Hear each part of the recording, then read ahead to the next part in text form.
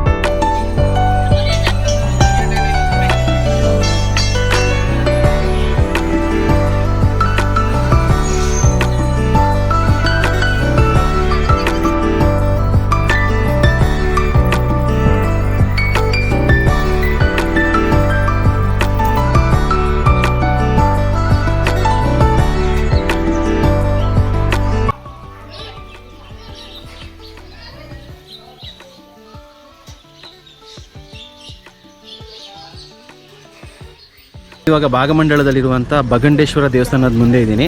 So ಇವಾಗ ದೇವಸ್ಥಾನದೊಳಗಡೆ ಹೋಗೋದಕ್ಕಿಂತ ಮುಂಚೆ ಇಲ್ಲೇ ಮುಂದೆ ತ್ರಿವೇಣಿ ಸಂಗಮ ಅಂತ ಇದೆ. ಅಲ್ಲಿ ಹೋಗಿ ಮುಳುಗಿ ಶುದ್ಧ ಆಗಿ ಆಮೇಲೆ ದೇವಸ್ಥಾನಕ್ಕೆ ಹೋಗಬೇಕು.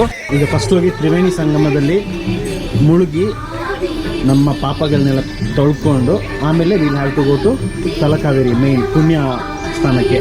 ಆಯಿತಾ? ಸೊ ಹೋಗೋದಾ? ನಾನಿವಾಗ ತ್ರಿವೇಣಿ ಸಂಗಮದಲ್ಲಿದ್ದೀನಿ. ತ್ರಿವೇಣಿ ಸಂಗಮ ಅಂದರೆ ಕಾವೇರಿ, ಕನ್ನಿಕೆ, ಸುಜ್ಯೋತಿ ಮೂರು ಬಂದು ಸೇರಿ ಒಂದು ಕಡೆಯಿಂದ ಕಾವೇರಿ ಸ್ಟಾರ್ಟ್ ಆಗುವಂಥ ಒಂದು ಜಾಗ. ನಾವೇನಾದರೂ ಕಾವೇರಿಗೆ ಹೊರಡಬೇಕಾದ್ರೆ ಒಂದು ಹೆಜ್ಜೆ ಹಾಕಿದಾಗೆ ನಮ್ಮ ಪಾಪಕರ್ಮಗಳು ಕಂಪ್ಲೀಟಾಗಿ ಹೋಗ್ಬಿಡುತ್ತೆ ಅಂತ ಹೇಳ್ಬಿಟ್ಟು ಒಂದು ನಂಬಿಕೆ. ಅದರೊಟ್ಟಿಗೆ ಈ ಗಂಗಾ ನದಿ ಇದೆಯಲ್ಲ, ಗಂಗಾ ನದಿಯಲ್ಲೂ ಅಷ್ಟೇ ಅಲ್ಲಿ ಎಷ್ಟೋ ಡಿವೋಟಿಸ್ ಬಂದು ಅವರ ಪಾಪಕರ್ಮಗಳನ್ನ ತೊಳೆದಿರ್ತಾರೆ. ಅಂಥ ಒಂದು ನದಿ ಬಂದು ಪುನಃ ಕಾವೇರಿ ಹತ್ರ ಅಂಡರ್ಗ್ರೌಂಡಲ್ಲಿ ಬಂದು ಕಾವೇರಿ ನದಿಯಿಂದ ಪುನಃ ಅದನ್ನ ಪಾಪಕರ್ಮಗಳನ್ನ ತೊಳ್ಕೊಳ್ಳೋ ಅಂಥ ಒಂದು ಜಾಗ ಅಂತ, ಅಷ್ಟು ಒಂದು ಪವರ್ಫುಲ್ ಪ್ಲೇಸ್. ಸೊ ಈಗ ಅಲ್ಲಿ ಹೋಗಿ ಒಂದು ಡಿಪ್ ಆಗಿ ತಲಕಾವೇರಿಗೆ ಇಲ್ಲಿಂದ 8 ಕಿಲೋಮೀಟರ್ ಇದೆ, ಅಲ್ಲಿಗೆ ಹೋಗುವ.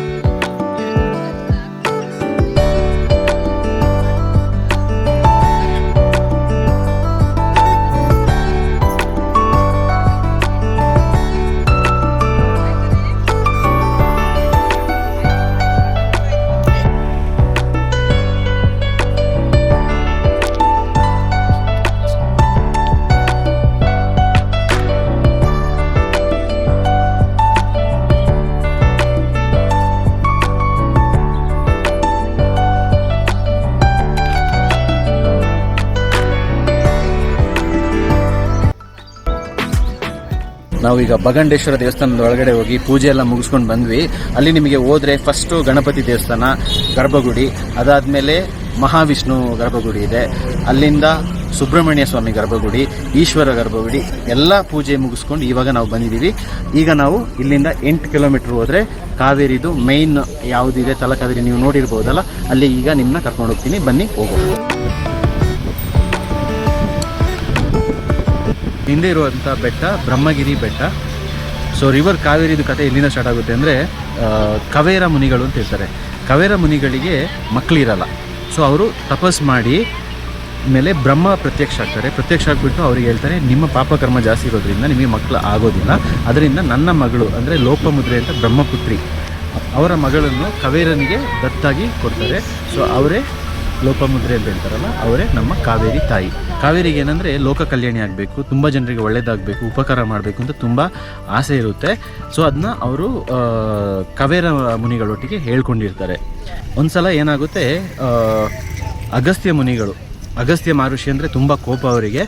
ಅವರು ನಾರ್ತಿಂದ ಬರ್ತಾರೆ. ನಾರ್ತಿಂದ ಬಂದಾಗ ಅವರು ಇಲ್ಲಿ ಕಾವೇರಿನ ನೋಡ್ತಾರೆ. ಕಾವೇರಿನ ನೋಡಿಬಿಟ್ಟು ಕಾವೇರಿನ ಮದುವೆ ಆಗಬೇಕು ಅಂತ ಇಚ್ಛೆ ಹೇಳ್ತಾರೆ. ಕಾವೇರಿ ಅವ್ರನ್ನ ಮದುವೆ ಆಗೋಕ್ಕೆ ಒಪ್ಕೊಳ್ತಾರೆ. ಆದರೆ ಒಂದು ಕಂಡೀಷನ್ ಮೇಲೆ, ಏನಂದರೆ ಯಾವತ್ತೂ ಅವರು ಕಾವೇರಿನ ಬಿಟ್ಟು ಹೋಗ್ಬಾರ್ದು. ಯಾವಾಗ ಅವರು ಕಾವೇರಿನ ಬಿಟ್ಟು ಹೋಗಿರ್ತಾರೆ ಅವತ್ತೇ ಕಾವೇರಿ ಅವ್ರನ್ನ ಬಿಟ್ಟು ಪರ್ಮನೆಂಟಾಗಿ ಹೋಗ್ತಾರೆ ಅಂತ ಹೇಳ್ಬಿಟ್ಟು ಒಂದು ಕಂಡೀಷನ್ ಮೇಲೆ ಮದುವೆ ಆಗ್ತಾರೆ. ಮದುವೆ ಆಗಿ ಸ್ವಲ್ಪ ವರ್ಷಗಳು ಕಳೆದ ಮೇಲೆ ಏನಾಗುತ್ತೆ, ಒಂದು ಸಲ ಅಗಸ್ತ್ಯ ಮಹರ್ಷಿಗೆ ಒತ್ತಡದಿಂದ ಅವರೇನೋ ಹೋಗಬೇಕಾದ ಪರಿಸ್ಥಿತಿ ಬರುತ್ತೆ.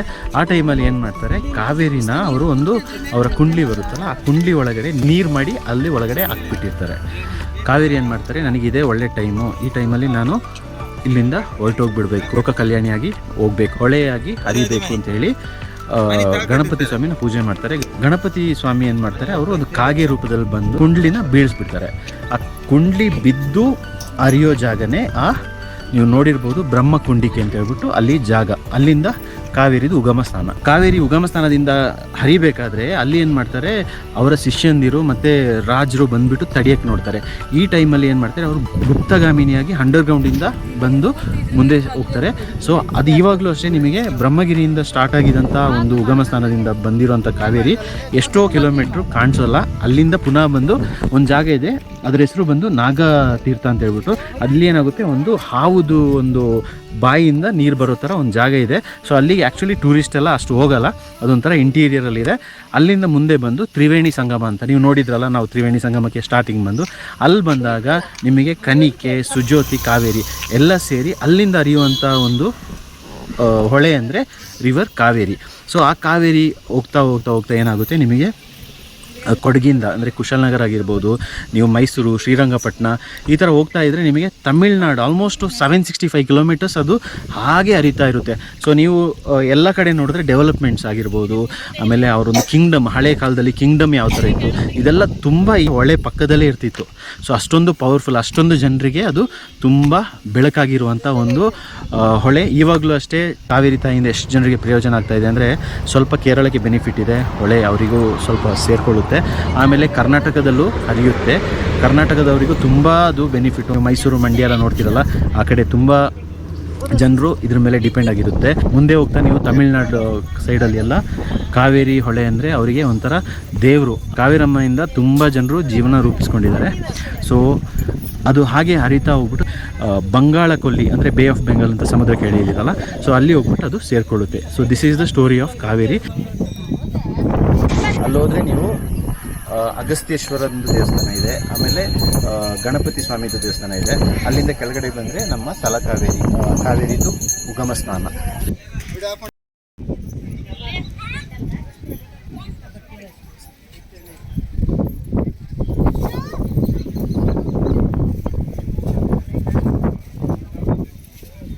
ಸೊ ವಿಷ್ಣು ಮತ್ತು ಕಾವೇರಿ ಏನು ಸ್ಟೋರಿ ಅಂದರೆ, ವಿಷ್ಣು ದೇವ್ರನ್ನ ತಪಸ್ ಮಾಡಿಬಿಟ್ಟು ಅವರು ಪ್ರತ್ಯಕ್ಷ ಆಗ್ತಾರೆ. ಪ್ರತ್ಯಕ್ಷ ಆಗುವಾಗ ಕಾವೇರಮ್ಮ ಹೇಳ್ತಾರೆ, ನನಗೆ ಹೋಲಿಯೆಸ್ಟ್ ರಿವರ್ ಆಗಿರಬೇಕು ಅಂತ ಆಸೆ ಇದೆ ಅಂತ.